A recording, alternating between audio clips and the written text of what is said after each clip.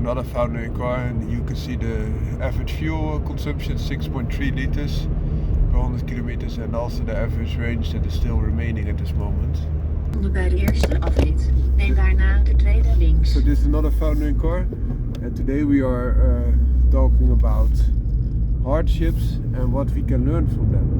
So an example of a hardship or a hurdle that you have to take is, for example, what we now face as entrepreneurs, fathers, husbands, men, but also of course the female viewers as well. The thing is, I'm a man, so I place it from my perspective. Now there is a depression. So a recession that goes on and on will result in a depression. And you might say the depression is not yet here, and you are right. But it is going Volg de weg 2 kilometer. towards that direction, and that was something that I'm implying. Well, now why will it go to that direction? Because all the things will reinforce themselves, or the other things that are involved. So for example, gas prices are high at this moment, but there's already a serious recession, and those will add up. Why? Because people need more money to sustain their living standards, or part of that living standards, and just survive. So that will imply that the loan costs, the salary costs will go up, and thereby an additional recession will be placed on top of that, because now the loan cost also needs to be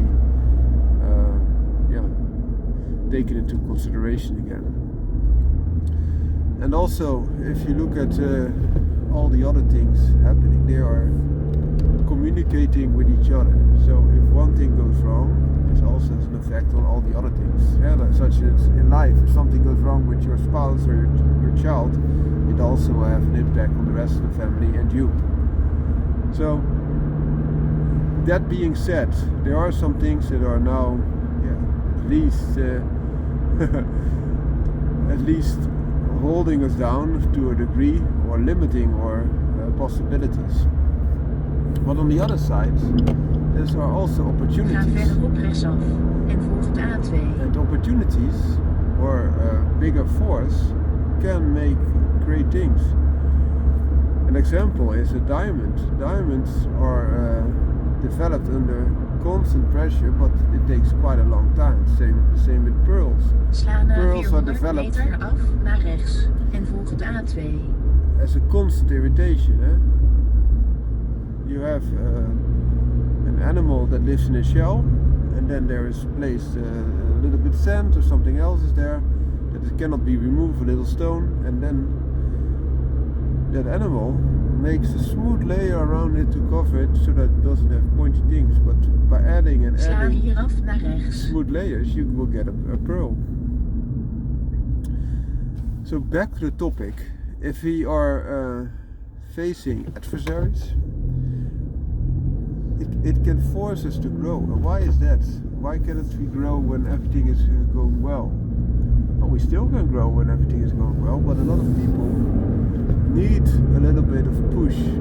And when things are going wrong, there is a lot more pressure. Pressure to grow and to help you get better and grow out of the misery, Volg de weg if there is 61 misery, kilometer. or to keep on moving forward, especially if you have drive, but you see that everything is going well, then perhaps you might say, okay, this is well enough for me. The comfort is a thing that people are seeking, and comfort is oftentimes not the best thing for growth. Why is that? If you're comfortable at a certain level, also you see this with older bucks, being a rabbit or whatever, if they already have grown comfortable, they might like food and relaxation a lot more than they like to produce. In the case of a rabbit, to produce new rabbits. And that's something that the eagerness can wane off, and with hardship, oftentimes people will become mean again. And not stating that you need to be mean, but it is expression, you will be a lot more eager, a go-getter. And that's the thing that you could embrace and then grow from. And another thing is that you could say, okay, yeah, but the condition for growth and this and that reason, therefore I cannot grow. And you might be right. It might be harder to grow in harsh conditions that are not favorable than it is to grow in a perfect condition, where you get all the water and soil that you need to grow your plant in. But on the other hand, if you keep whining that why you can't, and you might be right why it would be hard, you will never grow and become better. Whereas if you are under harsh condition but still able to grow even just a little bit, this will also stimulate your mind and your eagerness, and therefore you can become a better person yourself and keep expanding. You have something that is stimulating instead of depressing you, which is a good thing, of course, especially in an environment that has quite a lot of depressing things pushing downwards on people. So please consider it. Even if you are facing hard times, there's also an opportunity to grow. And I do recommend, and I did recommend in my earlier videos, when things are going great, make the difference. And if you do so, then if things are not going that great, you might not be in that extremely stressful situation. But the time was not enough. Also for me, the time was not enough. So we need to keep going. And we are not there. We are far from it. But this constant growth will help you and will inspire yourself. You will inspire yourself by growing. But also you will inspire your environment, your children, your spouse, your friends, your family. And together we have a bigger chance of making it than alone. And everyone needs to take their own responsibility, their own ownership of what they can do, and seek to opportunity what they can do, instead of saying, no, I cannot. Yeah, I want to do it, but I can't. I simply can't. This is not the way. This is not the way, my brothers. Look for opportunities to make it happen, regardless of the drawbacks, regardless of the unfavorable conditions. Try to grow. If it's one direction or the other, that's not that important. But try to grow and show that you are a stronger person than you was the day before, and keep growing. Become the best version of yourself, either in business, family, friendship, relationships, but especially yourself. Even if you don't have any of that, you can grow for yourself, and you will know it. You will know it in your heart. You will know it when you look into the mirror. That's what's important. Founder in Car, out. So another Founder in Car. This video is about the evolution of my taste in colors of car. I started with black because I really liked all black type of look. So Suzuki Swift GTI in black. I also had a Honda Civic VTI 1.8 in black with a pearl effect. It was very nice, pretty car. Pearl flakes to the paint coat. So in some direction it would really look purple in the sunlight. And then I had more vibrant colors like blue, red, yellow, 2 times yellow, 2 times red, no 3 times red. And then I went to the grey colors. So I like the vibrant colors because they really stand out and they give a sporting tint. Especially yellow really makes me happy every time I look at it. And it is also very eye-popping. So for example, I had a yellow Segma. The Segma is a very low and small car, so it's good that you are visible. And I also had an all-yellow Ignis Sport, Suzuki Ignis Sport, which was quite a cubey type of car, very funny. And the other reds were also Ignis Sports, but also the Austin Sirion 1.3 VTI, 102 horsepower-ish. But the thing is, with red and yellow you draw a lot of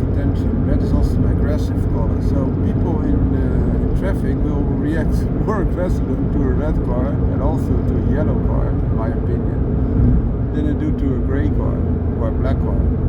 So then I went from black to, instead of going back to black, I went to grey. I also really like the blue color.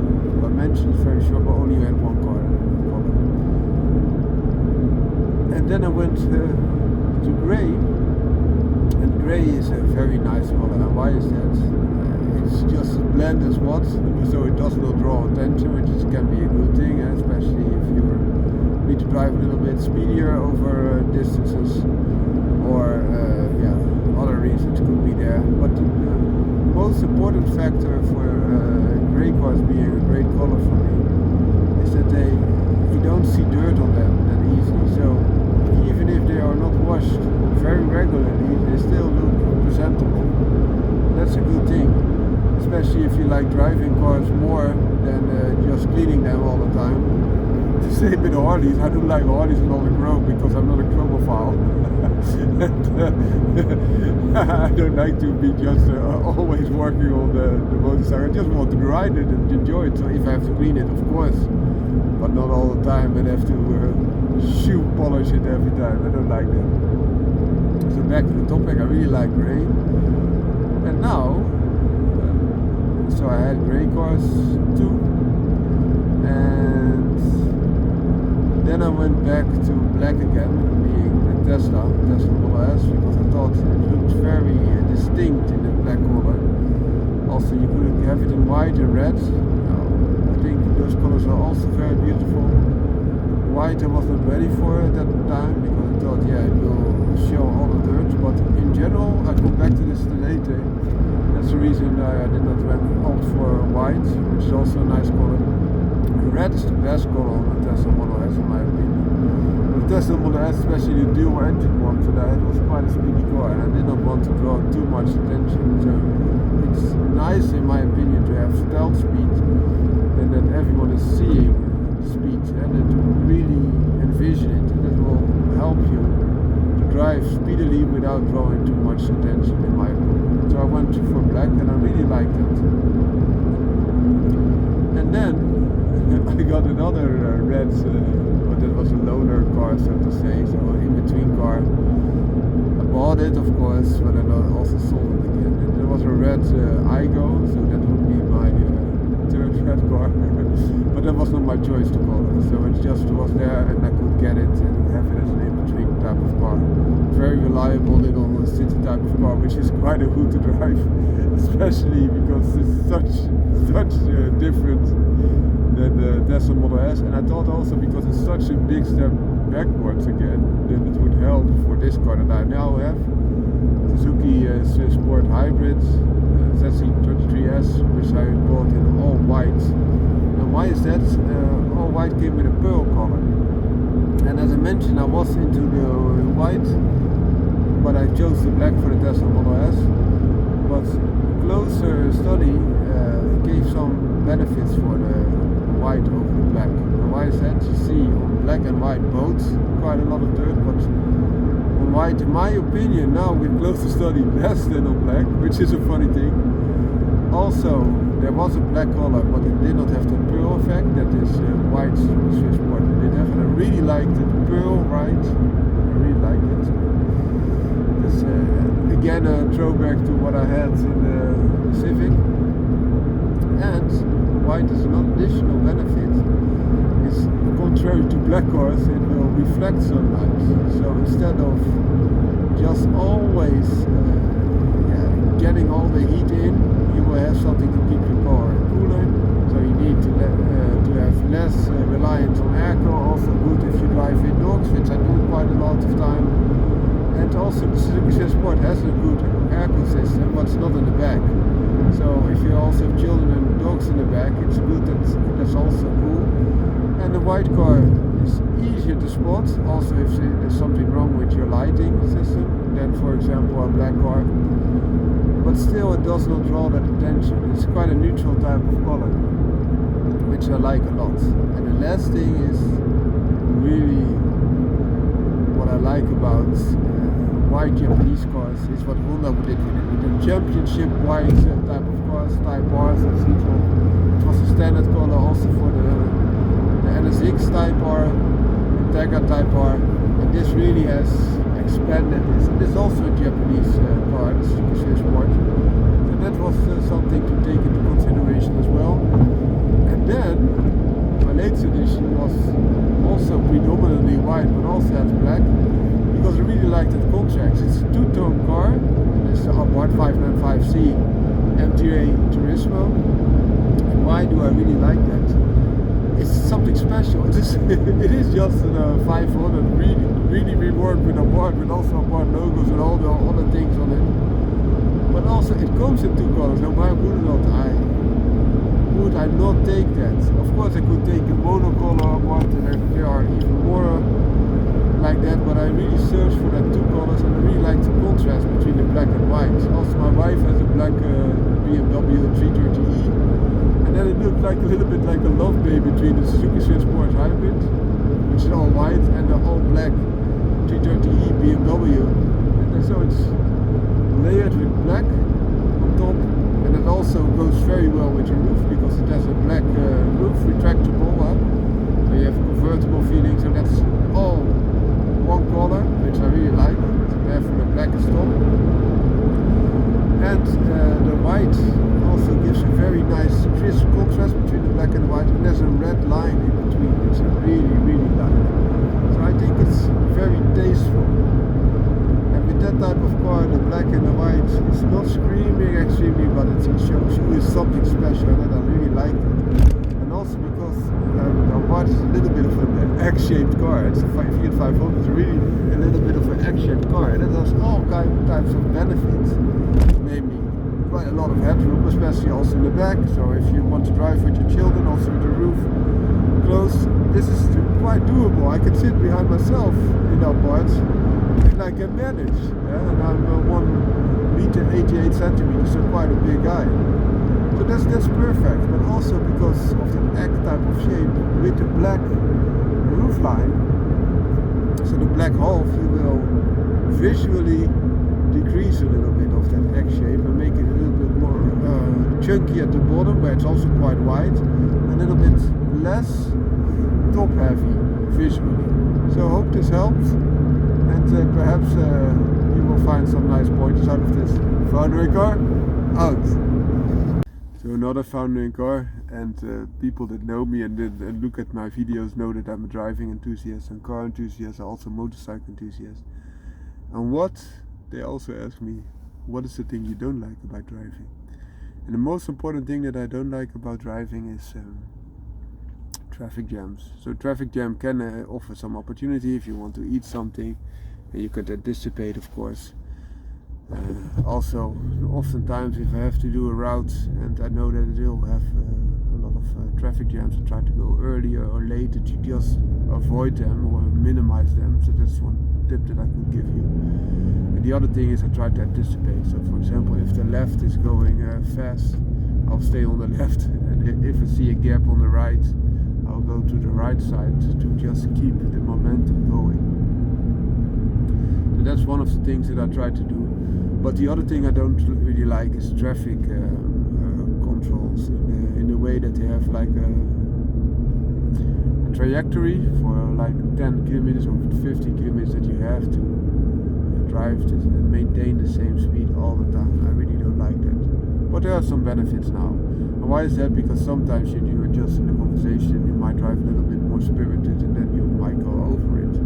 Whereas if you have stationary cameras, you will see them earlier, but to keep maintaining the slower speed over a longer period of time is not that easy all the time, especially if you are also working from your car and telephone calling. You might get a little bit carried away and drive a little bit harder than you should be doing, but the technology is here to help us.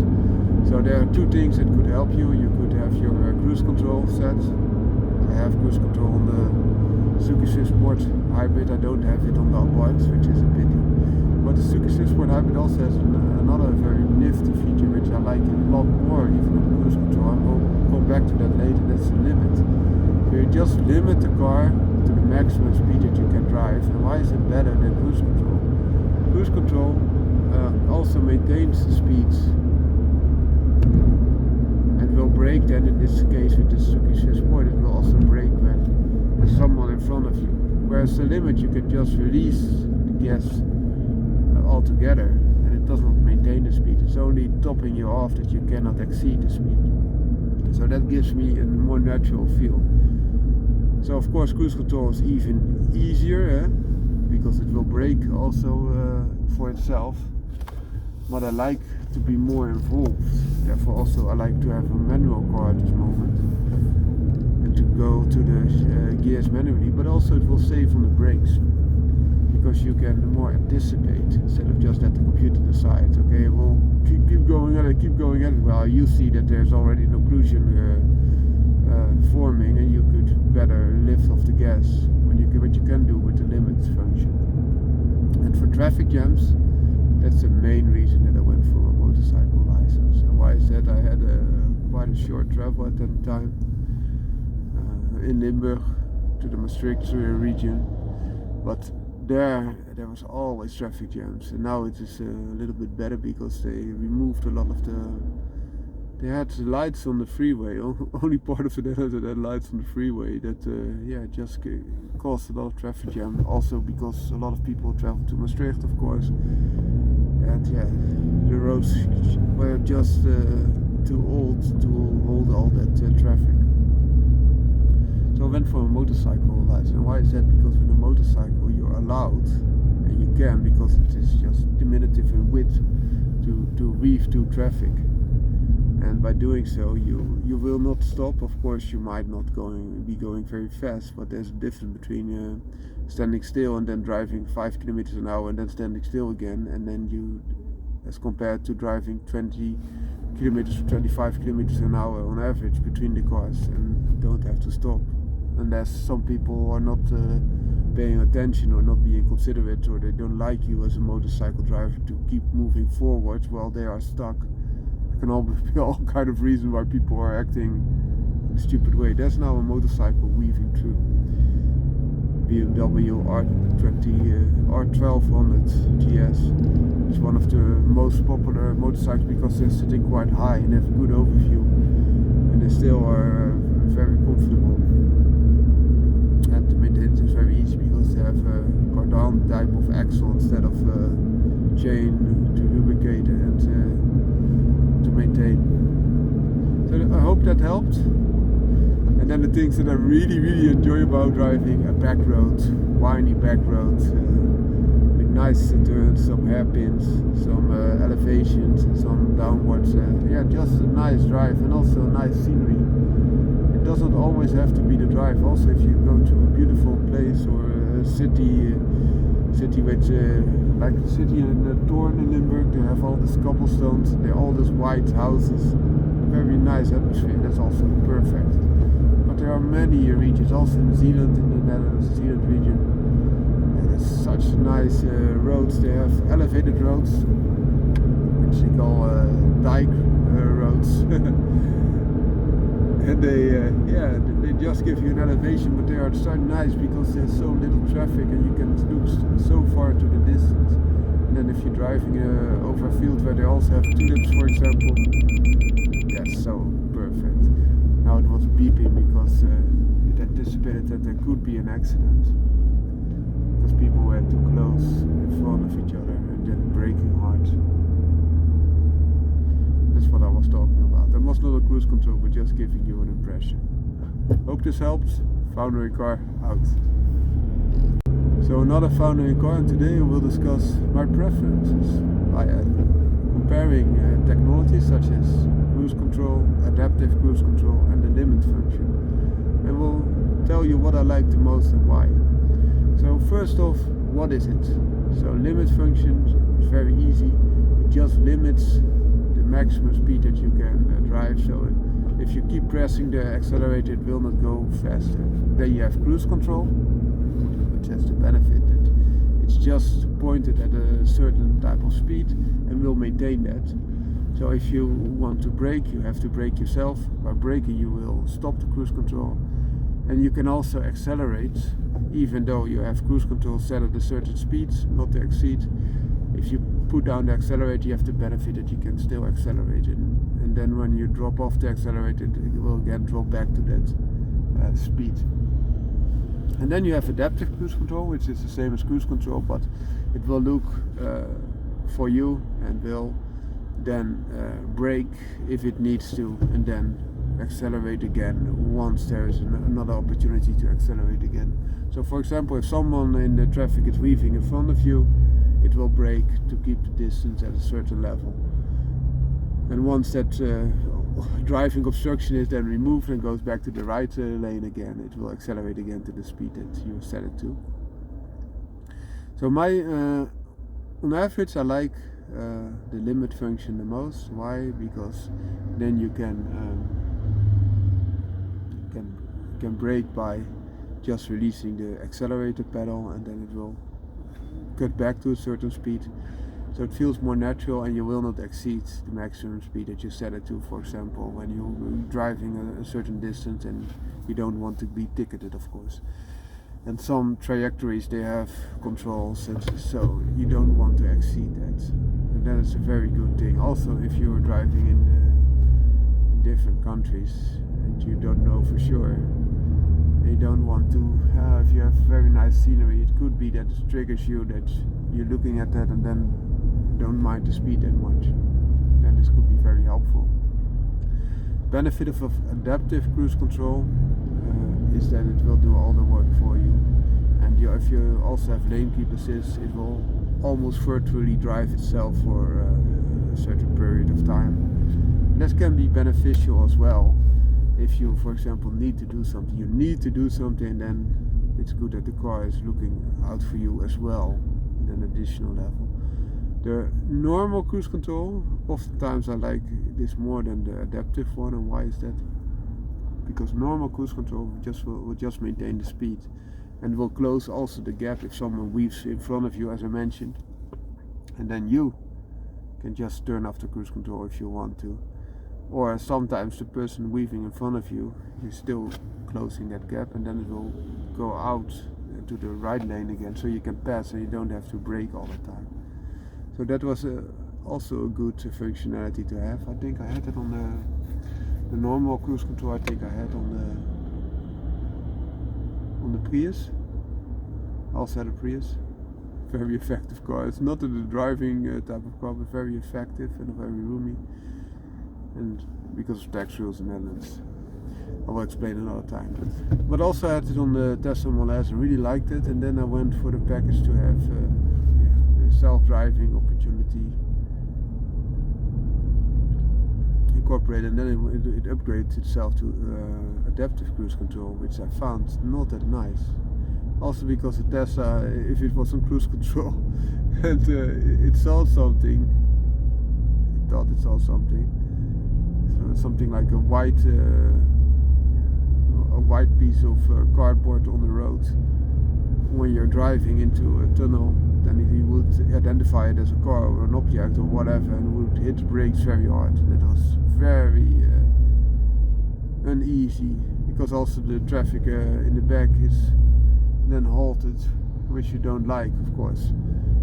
So I did not really like the adaptive cruise control, and the self-driving also I did not like that much about the Tesla Model S because of those factors. I think if it goes well, it is a very nice feature, but in my opinion it was more of a gimmick, and quite a costly gimmick at that, compared to the things that are offering you a lot of the same functionality, and also you had to keep your hands on the steering wheel all the time.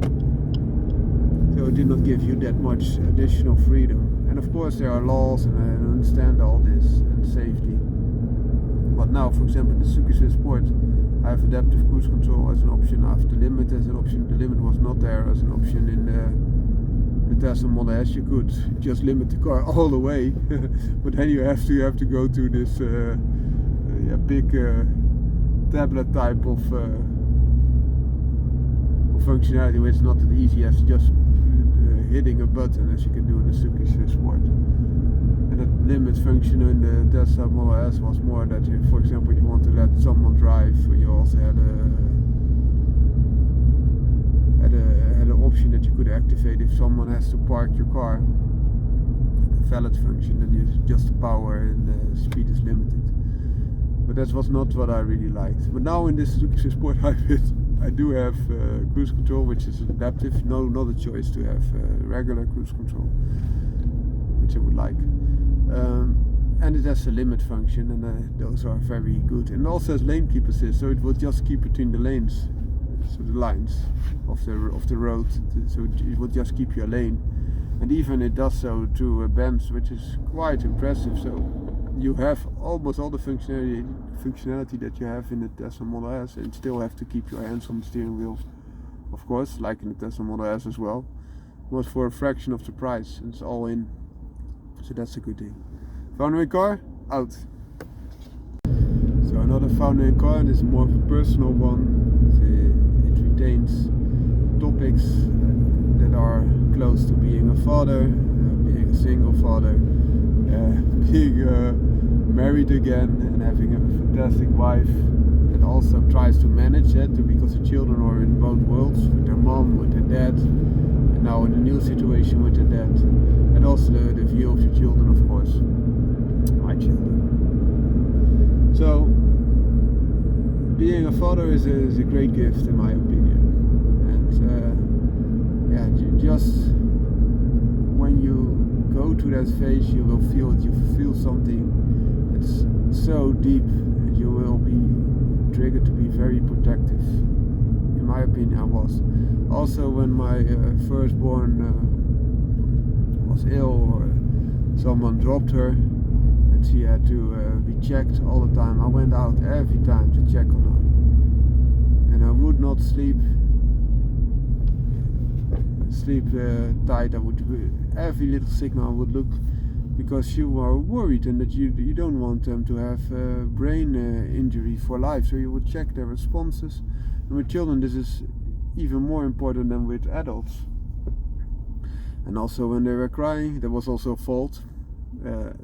You don't have to get out of your bed all the time when they're crying, because you will just enable that behavior. But yeah, it's my firstborn, so I had to learn of course some things as well.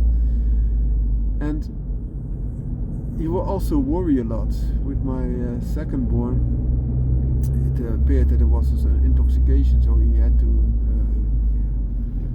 the labor had to be induced a little bit more rapid than it would normally. The full duration of the pregnancy could not be achieved, because there was a danger for the child and also for his mother. And then you are going to take steps to mitigate the risk, of course.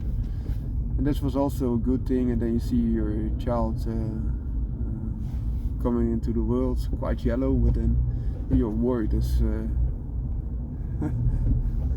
much as you can be, because of course the doctors will tell you everything seems to be fine. That is relieving, but you want it to be really fine, and to check on that, of course. But everything was fine, and I have two very healthy and nice children. And then things happen. Someone decides that you're not are going to be together anymore, and then of course you will manage, and also feel relieved. I felt relieved, because I did what I could at that time to improve the marriage, but it was draining. It was not a good thing for me, and also to be out of a negative situation is a good thing for me personally. I'm the type of guy that never gives up, and that's also sometimes your biggest strength, and I really see this as strength. And I really salute to you if you're a similar type of person. I salute you, my brother. Especially as a father, I think this is very important, but it's also a downfall. Why is that? Because you will keep going even though the situation is very, very negative. And then if someone else decides that they want to go another way, of course it feels like failure, because you wanted to maintain it, even though it was a very hardship. It was a one-sided deal for me, but you also wanted to have this family and this ideal circumstance for the children as well. And every time that you could add to that and help them grow, this will be beneficial, even if that would occur on a later phase. But then you're a single dad, and that was on one hand very good for me because I was out of that negative, but I was very worried also because at that time I had all the reason and the rights to be with my children, but it was not. Someone was trying to make it impossible, or as least accommodating and possible as it could be, without any rights. But that's what happened. And then you go to the divorce court and you get get the rights reinstalled again. They were never taken away, but of course it helps when a judge rules upon it, and if they would continue to do that, then there are penalties, so that helps perhaps, and that reinstates also the bonding with your children. But there is some damage. Not only that the parents are going away, but also the damage was done because the relationship and the time and the interaction was just halted, one-sided by one person. But it had effects. That's really tearing your father heart apart, of course, if something like that happens. But it did. Okay, so then you're a single dad and you're managing. Of course, things are hard, but you manage, and that you have this time with your children without all that negativity was a blessing. And I also have very, very caring parents. My mother and my dad, they really helped. And also made this a very pleasant time also for the children. Also have a nice other family which always was there, a positive influence. Also my brother and sister-in-law. So that was very nice. Then my dad died very young age. It had a huge impact on the children, but even bigger impact on me, because children can be very, very sad. It breaks your father heart, and the other time, like snap of the finger, they can be very joyful again. That's also a good thing. It helps you also to see it from a different perspective, and really warms your heart how they love and in their childish ways have such great wisdom to cope with things. So it was also a teacher for me, not only a lesson and not only how I wanted to show them this life lesson and to help them to really grasp it and make the best of it, but also it helped me. And then I got a relationship with my wife. My mother was still there. And there's a different dynamics into the game. And the children really love my wife, but of course then if she also becomes really my wife, she comes to live with us, then the dynamics differ a little bit more. And also there can be good things but also bad things. There's a new dynamic, a new group that needs to be formed, and of course everyone wants to make it happen, but they also are developing. Children are also developing, then they hit puberty, etc. So that's an interesting dynamic. And then my mother died. Also the grandma of the children. Again, a very huge impact. Also for yourself, if you're a father and you have your parents also in the game, and they can play the granddad, grandmom. This is a very, very big thing, and a real gem that you should cherish. Also very good for the children to have those additional role models there, and they did their part, but now their part is played. And because we believe that God will awaken the dead and reinstall life in person, and then we can grow to being perfect in a paradise system. This is of course very nice, but it's not there yet, so it's something that you can look forward to and can stimulate you and see to also the children. And my wife, she also also has lost her grandparents, for example, which we are Sla really verder looking op af naar forward rechts en volg de N2. to meet again. But that needs still to be done, and it's not there yet. So that's the thing as well. That's is an interesting dynamic. And then you manage as only as a dad and his wife, which is also a very good plus mother to our children, and my beautiful daughter and beautiful son that are, regardless of all the hardship that they had, they have a very beautiful heart, and they are just dealing with life, and life is not an easy at this moment. If you look in the class of my daughter, a lot of girls are not only into boys, which can be quite Neem de volgende afrit naar rechts. quite a hurdle en volg de N2. at that age already, because life is going into a very fast pace, but also into girls, and there are boys and girls that identify themselves as something different, and there's also a lot of violence, things that come onto them at that young age, and also what is expected from them from society is very hard, especially for boys. And why is that?